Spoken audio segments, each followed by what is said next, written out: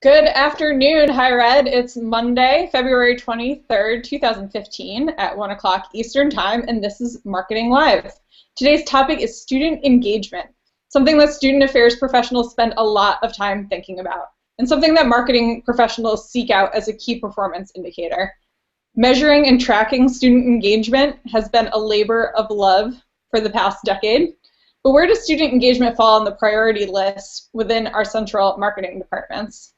Digital engagement and big data are helping us understand our students in new ways. Today I have three student affairs and marketing professionals with me from Rutgers University. We'll talk about goals, strategies, and tactics coming out of their shop in just a moment. But first, a big thank you to those that are making today's broadcast possible. Marketing Live is part of the Higher Ed Live network, offering viewers direct access to the best and brightest minds in higher education. Live webcasts allow viewers to share knowledge and participate in discussions around the most important issues in our industry. All episodes of Marketing Live are free and accessible in the video archives at higheredlive.com and in podcast format on iTunes. Marketing Live is produced by M. Stoner, a marketing and communications firm that works with education institutions on branding, strategy, web design, and so much more. Marketing Live is sponsored by FormStack, your go-to form builder and online tool for higher ed website conversions. FormStack makes it easy for marketers to create branded, mobile-ready web forms without writing code. Build donation forms, application forms, event registration, and more with the web's only Section 508 compliant form builder. Interact with your audience using social media using FormStack's Facebook tab or social media autofill features. For even more conversion, use FormStack's robust analytics tools to refine your forms. FormStack also partners with popular marketing applications so you can nurture your leads more effectively. Visit formstack.com to learn more about the ways FormStack can double your response rates and increase your conversions today. Well, today we're focusing on students, our current students on our campuses and in our virtual classrooms and in our residence halls and in our dining rooms and in our healthcare facilities. We're going to talk about how we want to engage these students. I'm going to ask our student affairs friends to define student engagement for me. And I'm going to ask our marketing gurus how they solve a universal problem. Do our students know? Do our students know what's going on at our campuses? Do they know what resources are available to them? Do they know what our institutions stand for? How do your students connect with your institution? Where do they get their information? And how can marketing strategies shape student engagement? For those of you watching along, please don't hesitate to ask your questions using the hashtag HigherEdLive. I'll do my best to ask your questions to our panel as they come in. But first, we'll get started with a couple questions of my own. I want to welcome Tony, Roxanne, and Elyse from Rutgers University to our show. For those of you who might have not read their biographies in detail, could the panelists please just start by introducing yourselves and tell us about your role and your experience with marketing? I'll start. So my name is Elyse Washington. I graduated from Rutgers in 2008. I've been working here for about 7 years now, and for the past three and a half, I've been working specifically with our programming board and all of their marketing and our branding of who we are and what we are. I also work, I'm in the major events and programs department, and so I work with really getting out there what's going on campus for students. Hi, I'm Roxanne. I'm a third-year student, but I'll be graduating this May. Currently, I'm the Director of Marketing for the Rutgers University Programming Association, but I've been working for RUPA and doing marketing things for RUPA for about 2 years now. And then for my entire college experience, I've had past internships at like Amazon, Spotify, and currently Viacom. Great, welcome. I think I want to work with those companies. Sounds great.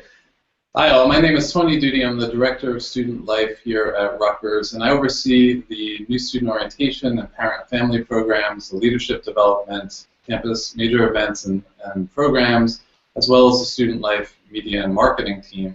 I'm also probably unusual in the student affairs world that I'm fairly proficient on the technical side, so I can get stuff done in regards to graphic design and website and video editing, and certainly social spheres and presentation design. And I've had quite a few years both in institutional environments as well as corporate environments. Thank you all for being here with me. Tony, as a co-host here on the Higher Ed Live Network, we've been spending the whole month trying to break down some of these institutional walls that we've built up, and particularly focusing on the student affairs silo. And I'm so happy that we're able to knock this down today, talking about where the intersections of marketing and student affairs mix. And so glad to have your brain and your, as you have already mentioned, your more brilliant colleagues with us today. And I'm going to kick off our questions by throwing them right to you first, Tony. Can you tell me, can you define student engagement from the student affairs perspective for us first, so that we're all on the same page when we're using that term? And then talk a little bit about what's happening at Rutgers in terms of student development marketing, which is a new term for my vocabulary. Wow. All right. So I wasn't prepared for the student engagement piece. I think it's as simple as it sounds. It's engaging students and helping them develop post-career success and outcomes and learning and development that help them be successful once they leave. And the engagement piece is really broad. It's really all of the different channels and ways that we use to connect, to communicate, to educate our students. Yeah, I think that's one of the challenges that that we face in any of our departments, is that engagement in the jobs that we do is so broad, and so there's not always one tool in our toolkit that solves all of these engagement problems. So I think we've got a few examples. I think we've been really successful at it, perhaps so successful that we're actually struggling with our own success at the moment. But I'll talk about a few different teams that we have, and they're all student-based. The first one is a student life media team that we created about 6 or 7 years ago.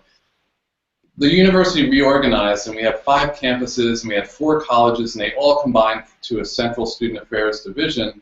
And a new department called Student Life was created, so we had to quickly brand this new identity and have students understand the importance of involvement and engagement and all the things that we did. So we started with 1 pro staff and 3 students, and it has grown quickly because of the need to 3 pro staff and 30 students, most of which are unpaid interns that come from our School of Business, our Communication School, and our Mason Gross School of Design.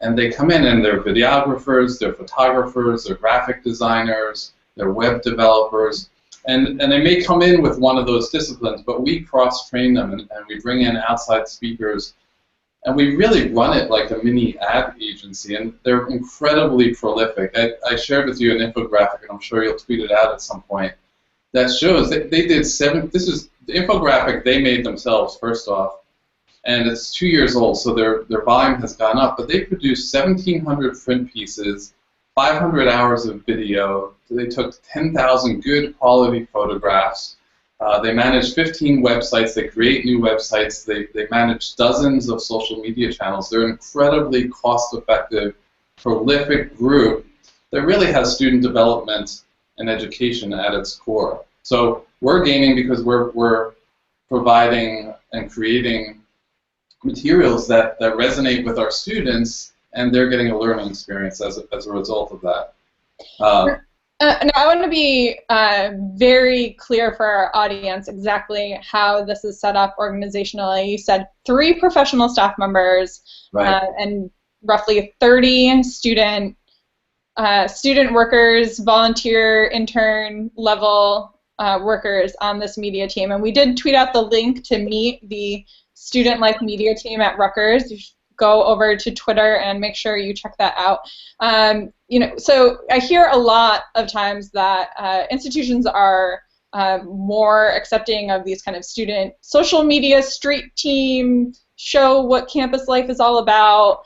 How is this program at Rutgers different? Well, I'll say that this team, so most of these, first off, are volunteers. I think out of the 30, only 4 of them are paid.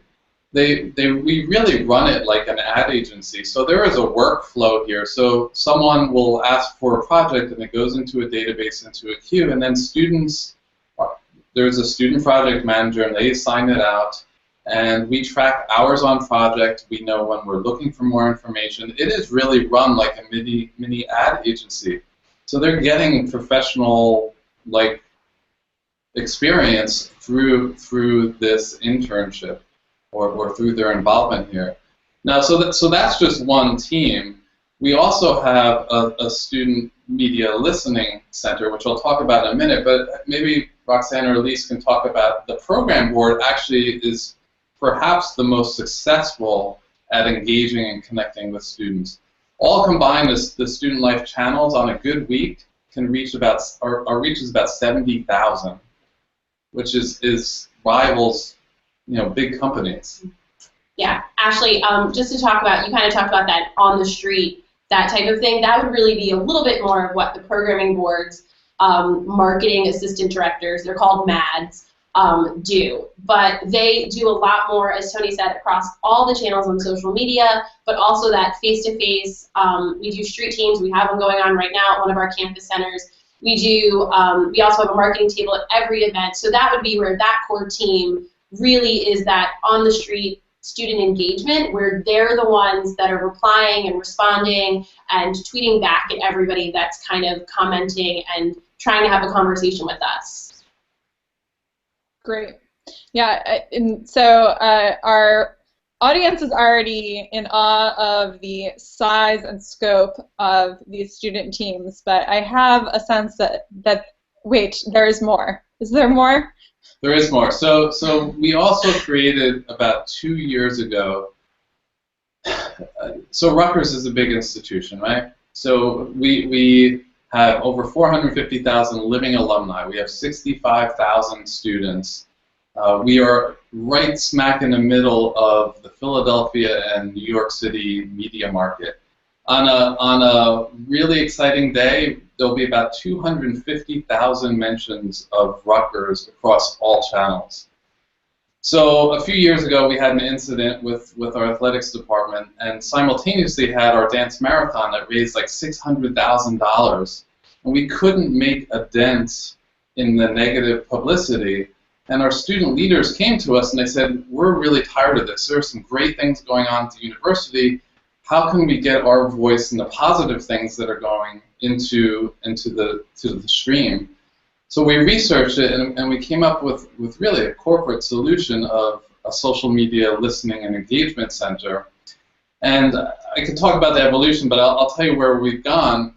We essentially bring student and professional staff member partners, teams together. So Elyse and Roxanne come into a meeting with someone from student government, an advisor and a student, someone from volunteer council, and just keep going on. And it really is developing this community of learning where we come together every 2 weeks to analyze what happened. We look at case studies. We do educational pieces on different analytics and insight instruments. What else do? We strategize. Yeah. So we don't coordinate on everything, but on some of the bigger events, we make sure that everyone is contributing and that we're really distributing this voice across all these student leaders. And we found it to be much more effective than using this institutional voice to get out the message, because it's peer-to-peer marketing, right? Absolutely, and let me ask you about that evolution, because a lot of times when I'm talking to senior leadership on our campuses, it is easier to explain a radical shift or a new innovative idea if you can point to something historically that has been done for a good reason. So is there, in this evolution, was there a kind of standard across institutions for listening to students? Was the town hall meeting or the student survey that went out every year, that we could point to say this is the old model, and now this new, ever ever chatty, 24-hour social listening, is a viable way to capture those same student sentiments. Wow. Well, you bring up so many things, and I'll say my piece and then I'll shut up and let them talk for a little bit. So when we researched this, I called university relations folks who were using these kind of models, and their struggle, their challenge was that they were 1, 2, or 3-person departments trying to manage this huge amount of volume for their institution. So when I suggested training, developing, educating students to effectively listen and respond, they thought it was a genius approach, right? Because now it's not a few people, now you're distributing it across everyone. So to your point about evolution, we started this with new student orientation because we knew that students were asking questions, they were having concerns and problems. And that first year, we trained about 8 new student orientation leaders to use the tool, use a corporate tool called Radiant 6. And they responded to about 1,800 issues that first year. And then we started to scale it up over the course of the year to larger and larger groups. And this, I think at the end of the semester, we'll roll it out to the division and then hope to partner with our athletics department, our admissions department, our university marketing department, and so on. But to your point, we needed to demonstrate proof of concept that this would work before, because it's complex, right? It's hard to explain to someone who's not part of this world how this all works. So we were very careful about how we approached this so that we were building and building and building. And I think there is potential at an institutional level, but there is still power by having a student team, an authentic student voice be at the core of that. And those student leaders, remember, move on to become alumni, and they are trained advocates and prideful advocates for your university. So it's got such an uphill potential for benefits. All right, now I'll shut up. So Elyse and Roxanne, let's keep on this evolutionary journey. What has changed from your perspective in the way that you've been engaging students over the last few years? Sure.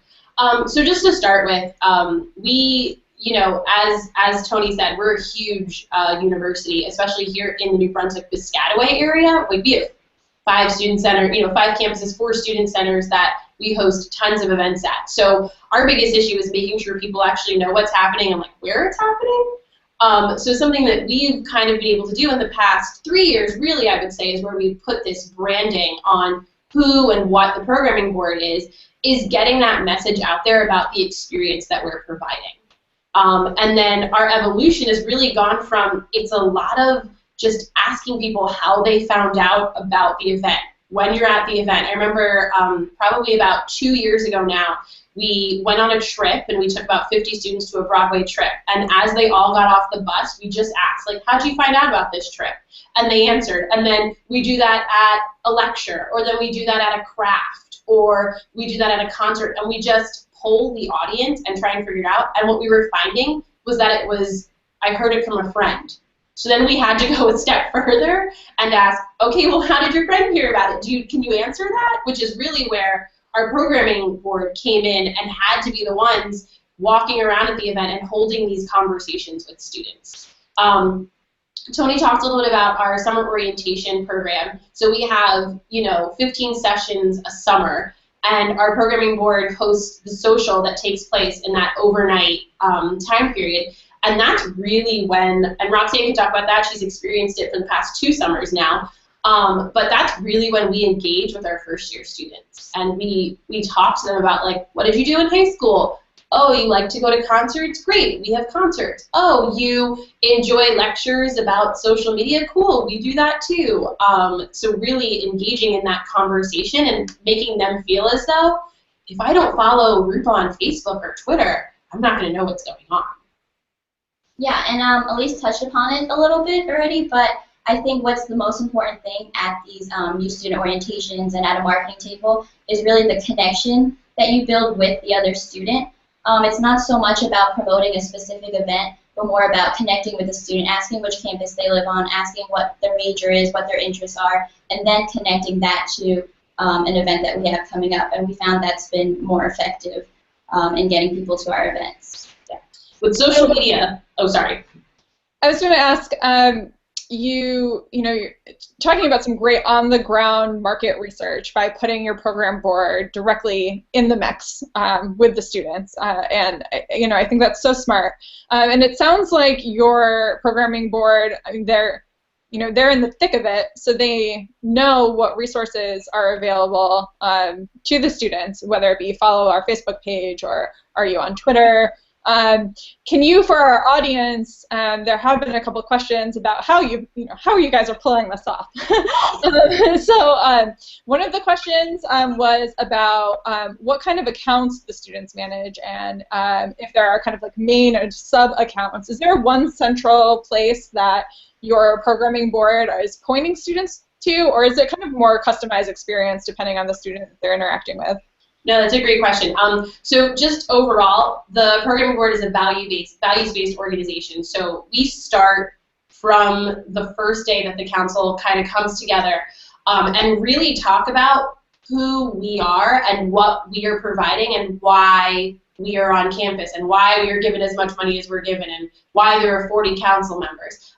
So when we're talking about like getting in there and really talking to people, we have 7 students, Roxanne's the director, and then 6 students that work with her that are really the people that are replying on Facebook and on Twitter and things like that. But the council of 40, they can all answer these questions, and that's really because we value the brand that we are and we value how people see us.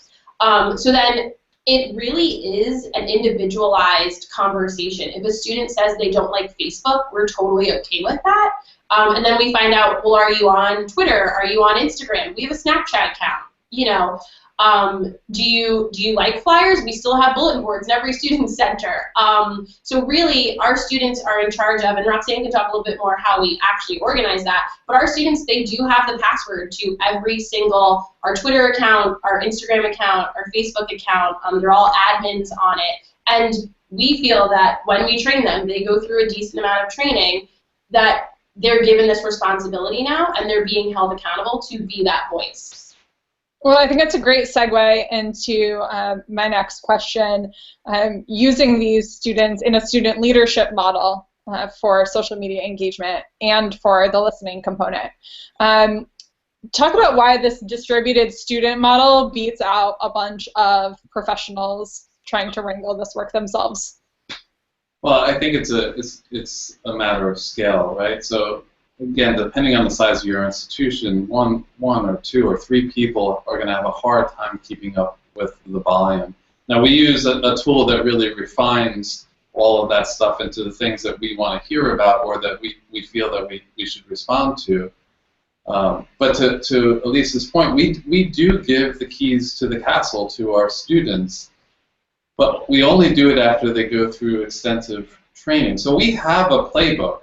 Just like a corporation would have a playbook, we have a playbook that tells students, this is who we're listening to, this is how we're going to respond, when we're going to respond, when we will potentially escalate or email out to someone, to a professional staff member. But we give them the keys and the passwords to the accounts. And we have conversations and trainings, and we give them some really challenging tweets and say, how would you respond to this? And we have conversations about it.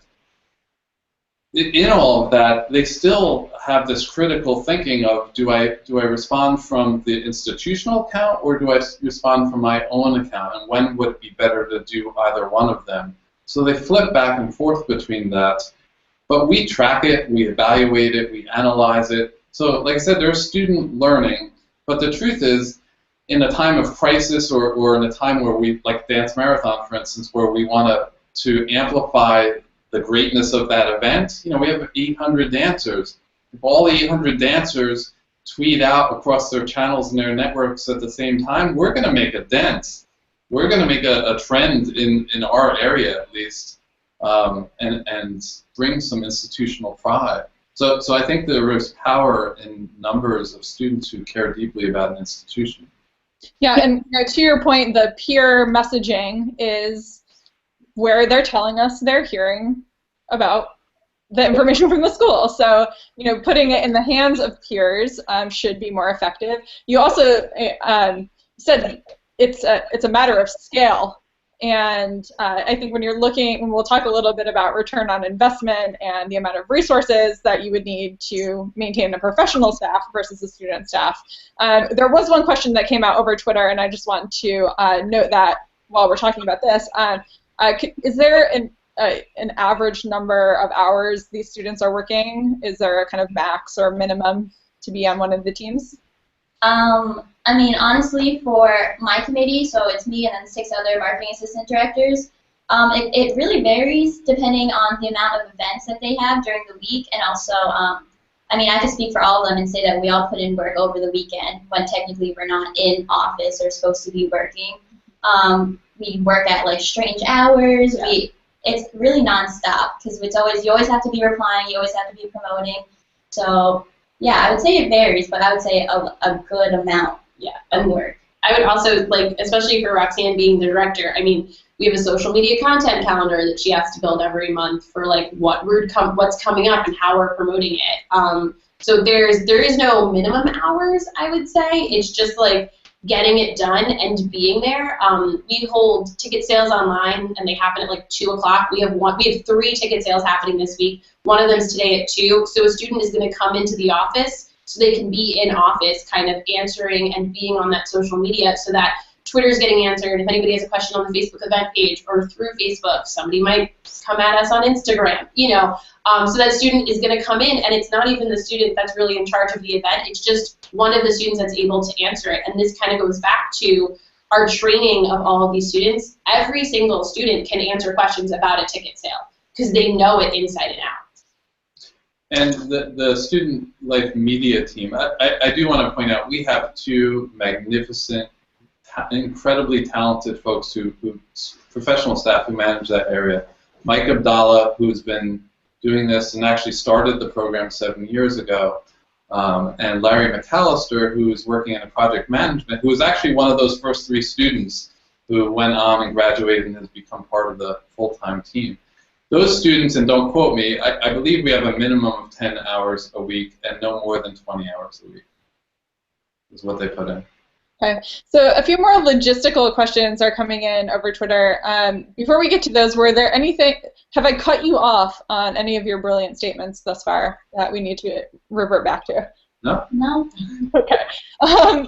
Just checking. So with multiple students managing multiple accounts, they all have the passwords to these accounts. We're going to talk a little bit about tools. We're going to talk a little bit about analytics. But specifically for a team of this size not tripping over each other, do you have a best practice in-house to make sure that people aren't duplicating content or communicating to the same person from a couple different accounts or a couple different student staff members?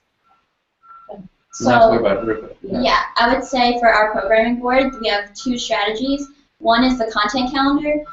Really helps them see like who's posting what and when, so that there's no oversaturation, there's no posting 3 times in one day about the same event. So they're really able to schedule out their posts at the beginning of the week and see and try not to schedule over anyone else's posts.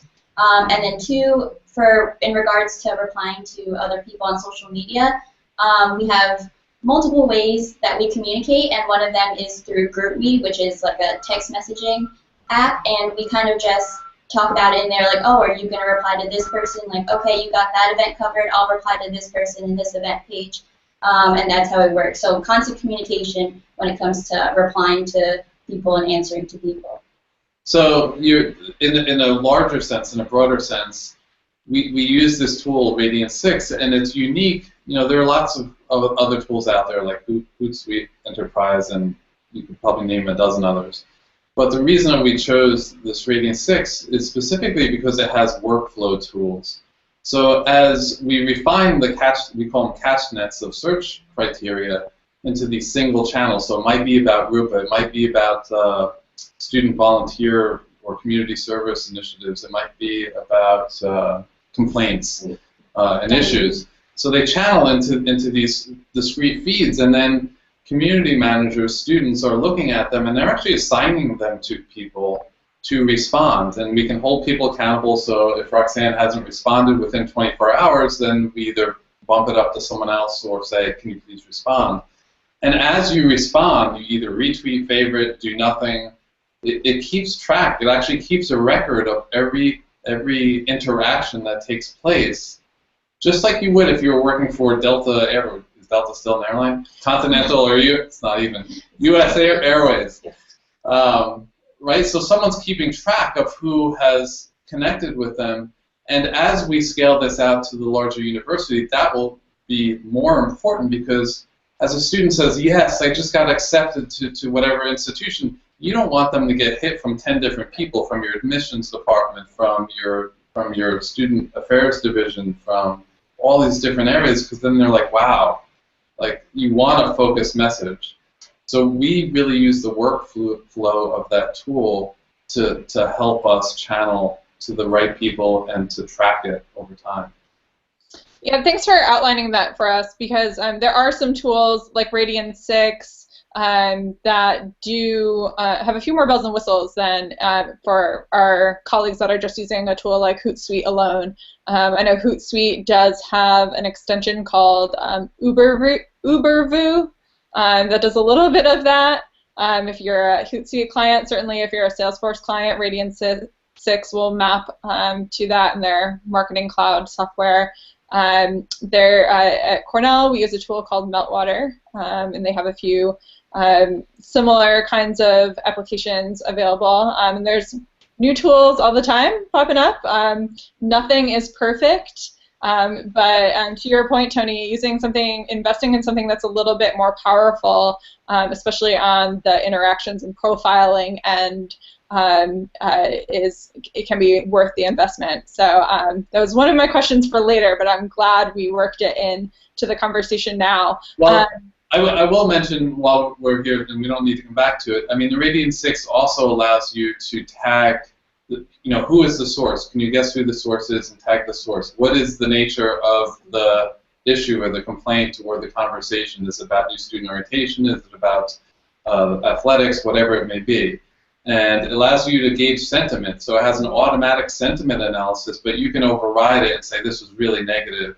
And then what that allows you to do is go back in later and really develop some deep analysis about trends and issues over time.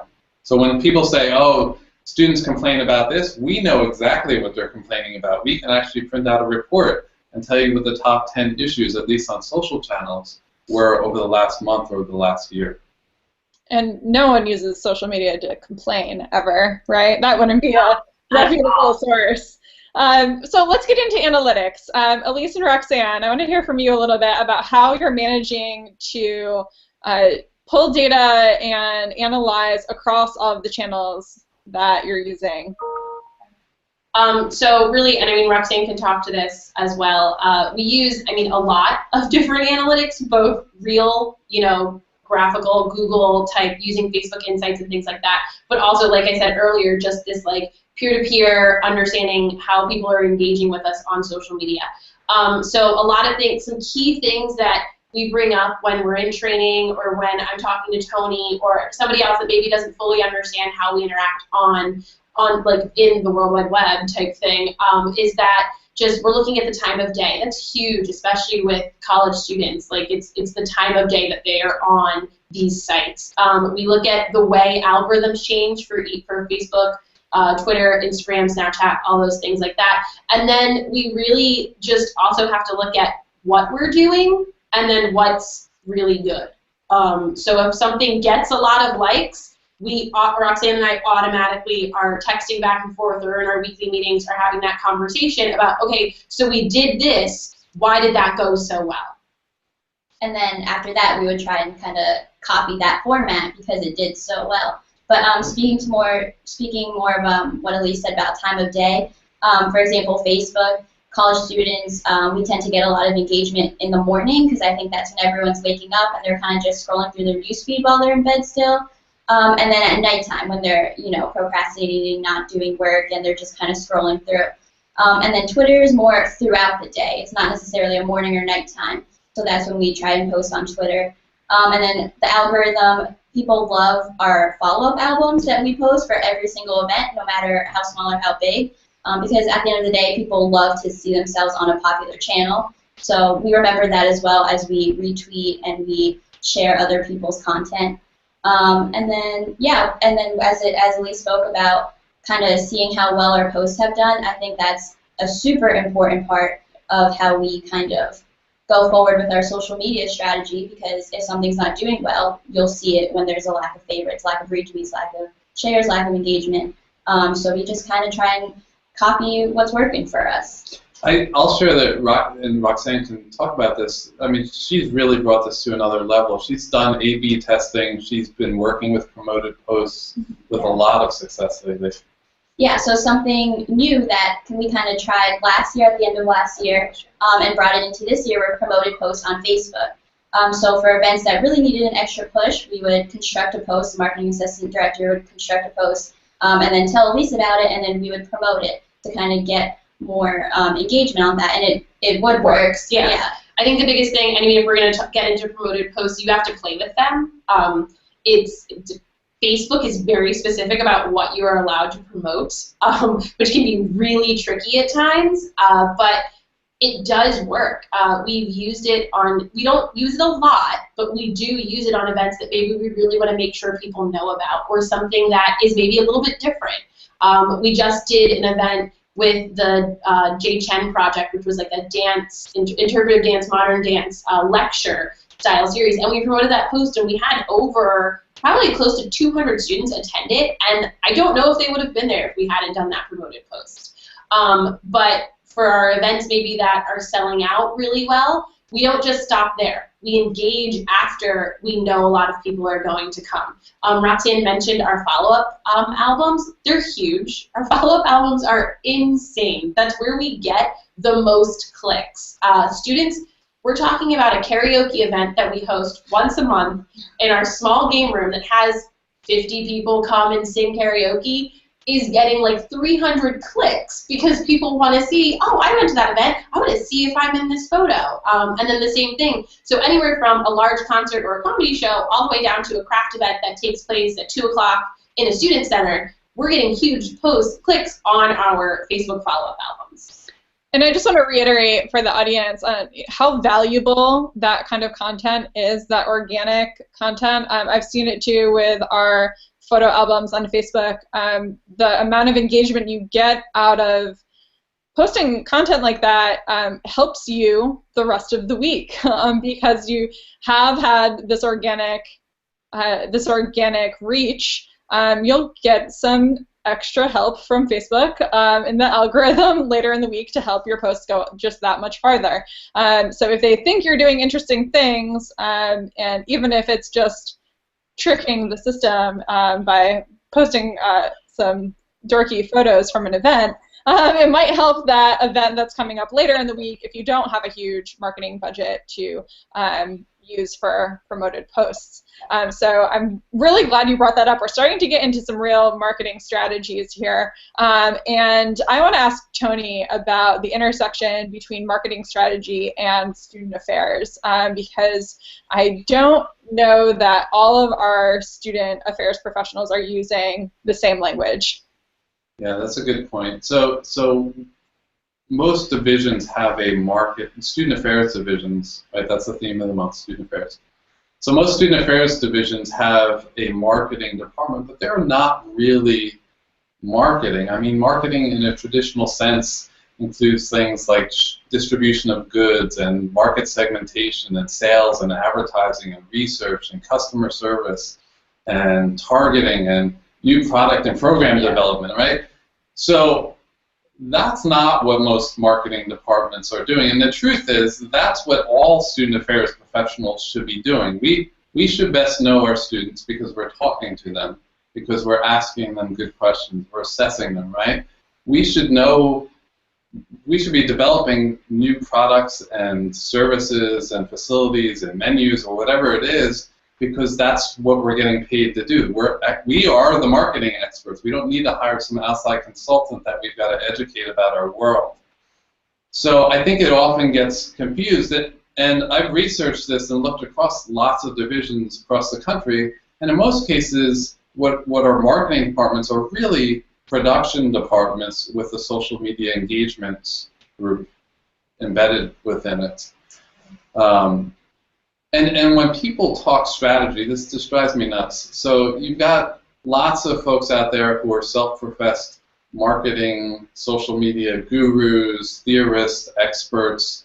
And when you ask them to tell you what their strategy is, it starts to get a little bit fuzzy, right? So a good strategy should be intentional. It should be purposeful. Do you have a playbook? What are your objectives? What's your purpose? What are you trying to do? Who is your target audience? You can't be everything to everyone, right? You need to, is it going to be students? Is it going to be alumni? Is it going to be the community? Trying to be good and send a message to all of them is really challenging, and I think it dilutes your message. You know, when are you going to respond? What channels are you going to invest in?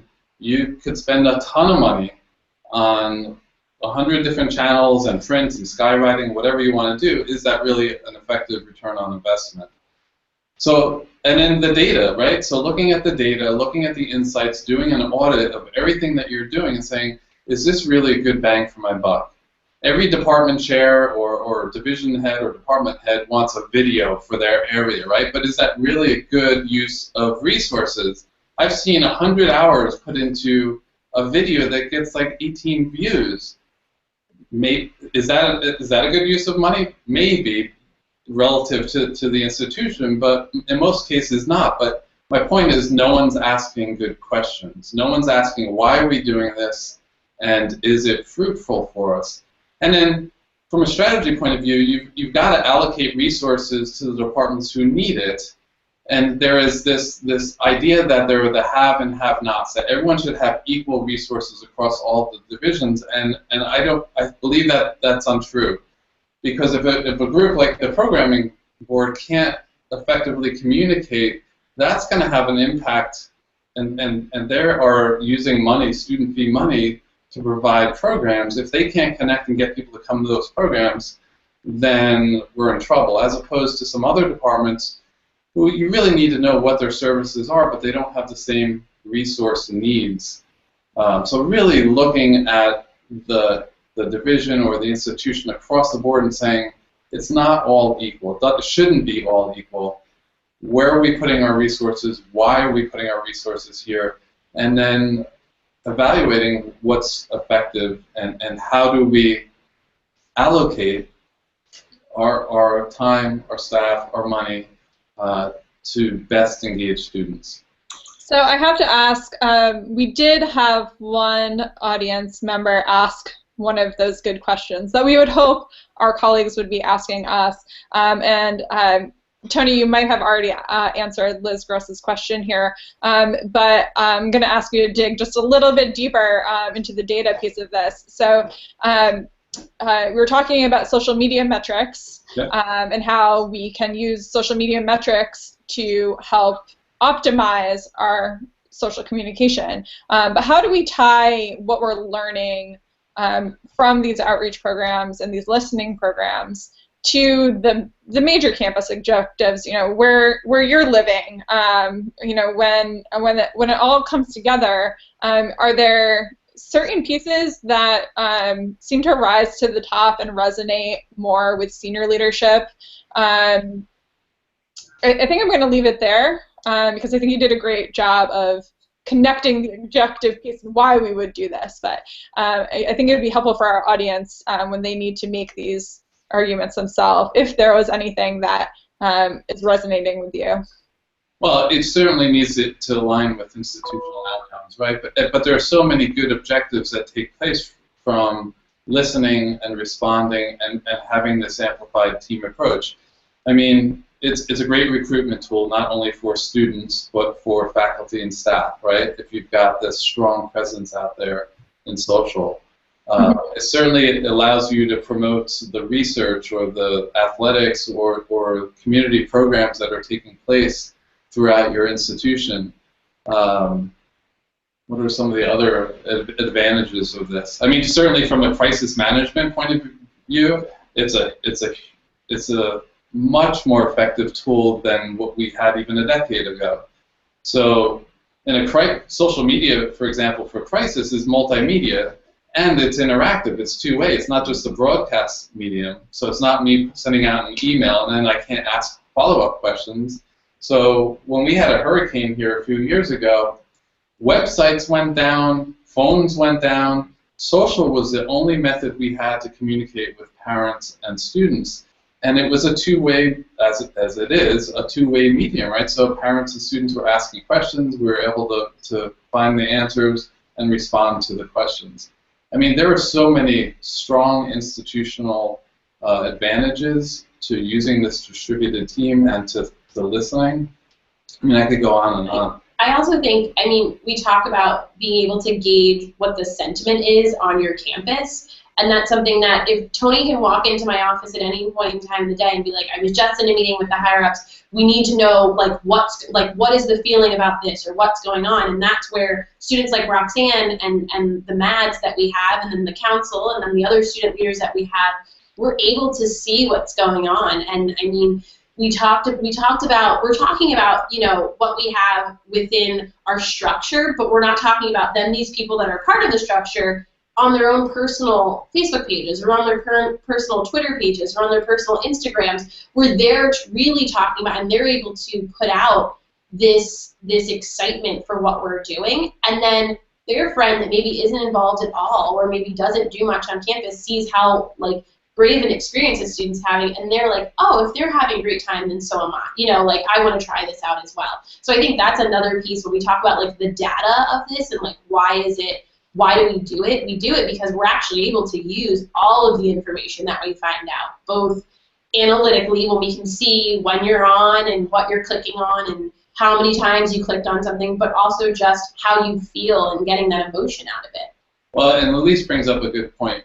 More than one occasion in the last year, I've been asked to quickly generate a sense of what's happening. So an incident occurs, and senior leadership wants to know, what are people saying? Well, within half an hour, I can generate a really detailed report that shows the demographics of who's talking about us, what they're talking about, what are the core issues, what is the time trends of when that hits, what is the sentiment, what's the word cloud of the last 24 hours. So I mean, it really gives a dashboard snapshot of key issues in a really responsive time. So it's hugely advantageous to leadership, senior leadership, to get this window, this snapshot of what's occurring.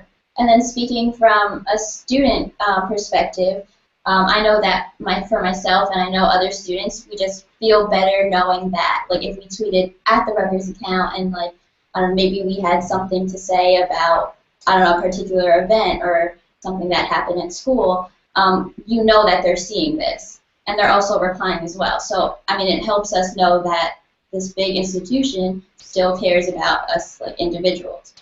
Yeah, think about if you had a problem on your flight and you tweeted at Southwest Airlines, you would expect to hear a DM or something from them. Well, we're trying to do the same thing for our students. So they know right from new student orientation that we're listening. We're not stalking. We're listening because we care. And we're going to try and help answer their questions, respond to their issues, connect them to the resources that they need to do that. And they know that they can reach out via social and get a response. It's really the new suggestion box. It's the new survey tool. You know, there's lots of information out there. It's just whether or not institutions are listening and responding. It's not just the listening part. You actually need to respond and engage. So, I mean, so many points about setting expectations and putting resources where the investment is most valuable. You mentioned the $15,000 marketing video for a program to raise its awareness. That might not be where you want to put your investment if you know students are listening in another medium. So I want to take the last 10 minutes to ask you where else we might be thinking about changing old habits and moving in a new direction. And to ask Roxanne and Elyse, where the successes have really been, because I get the sense from our listeners that you've really built something that is strong, thoughtful, and that it's a direction that a lot of schools can understand moving forward with, but might be starting at ground zero. So with the tremendous amount of growth and success that you've had, what are your tips and tricks, lessons learned that we can give to those folks in our last 10 minutes? I would say the first one, Roxanne and I just were talking about this in our one-on-one right before we came in here, is every single one of our students, their spiel, I guess you would say, when they're talking to someone about what they do on Rupa, it's like, oh, hey, like, do you know what Rupa is? Oh, you don't? Like, do you follow us on Facebook? Or it's the first thing they say, and one of the reasons is just because that's where you're really going to find all of our information, and it's constantly changing. We have a website, rupa.rutgers.edu. You can go to that, but it links right back to our Facebook page, and our Facebook page is where we're engaging with people. It links to our Twitter. That's where we're answering your questions. It links to our Instagram. That's where we're showing you cool behind-the-scenes stuff. That's where we're showing you what the actual council is up to. Something I would say one of our successes is that we hit 13,000 followers, 13,000 likes on our Facebook page right at the end of the summer, the beginning of the school year. And we're getting closer and closer to 14,000, and every day I'm just like, why are people still liking us? I'm like, I thought we already got everybody this year, but we haven't. I would say that's a constant growth for us. Tony also talked about having a playbook. Every year, every month, we are editing and changing what the marketing playbook looks like here for us. We added Snapchat over the summer, and now we're realizing, hey, maybe we want to do some promotional stuff in Snapchat and not just do behind-the-scenes stuff. Our Instagram account is really about follow-up with our events, and we're very specific with the content that we're putting out there. You have to make sure that if for Twitter, it's maybe thoughts or cool links to things. That's what you're putting on Twitter. For Instagram, it's a cool photo. Again, that behind the scenes in Snapchat, giving people that opportunity to feel like they're a part of it. Is some of our successes, I would say, and some of our tips and tricks. Our biggest thing is listening and actually replying. When somebody posts something really nice, we like it. It's just, and that's what you do. We make sure to use people's names if we can. We at them. We retweet. We favorite other people's tweets that maybe relate to something that we're talking about. So those are tips and tricks. And then the constant, Rox and I were just talking about how boring some pages can really be. And like they post one thing a day and it's like, here's what's happening. But we talk about everything. We talk about, like last night, we were Facebooking and tweeting about the Oscars just because. Because it's socially relevant. And we try and keep on that. So not only are we posting things that are like related to Rutgers and our events, but we're also posting things that are relevant to life and what everyone else is going through. So we make sure to post about the Oscars, we make sure to post about the Super Bowl or any other like pop culture reference that we can make. And we do this through Equity Duty, which marketing assistant directors, they switch out every week with tweeting or Facebooking like a normal person. Just so it's not oversaturated with just event promotion and like customer service. Right. I just want a point that Elyse made. It's everyone in Rupa is trained on how to give an elevator pitch, a 60-second elevator pitch. They're trained on public speaking and on presentation design. So we're creating this army of students who are really good at getting the message out. We do the same thing within student life. So the pro staff are trained on how to speak well, how to good presentations, how to do good assessments, and I often find it's a cop-out when people say, oh, people don't come to our events, our marketing department is terrible. Everyone owns marketing.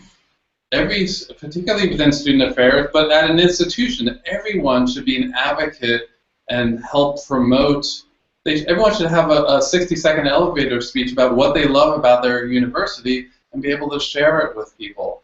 But you need to invest, leadership needs to invest some degree of training to help people develop and curate whatever that is going to be.